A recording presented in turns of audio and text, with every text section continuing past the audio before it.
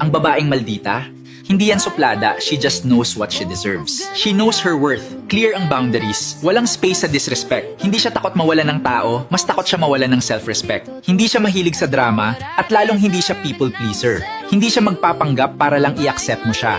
Take it or leave it. Minsan nakala mo cold siya, pero ang totoo, hindi lang siya basta-basta nagbibigay ng access. She's not emotionally loud, pero deep siya magmahal. Ayaw niya sa mixed signals, paasa at bare minimum. Gusto niya clarity, effort at consistency. At kapag minahal ka niya, simple pero solid. Tahimik, pero loyal. So don't judge her too fast. Yung pagiging maldita niya, armor yan, hindi attitude. At kung pinili ka niya, you earned it.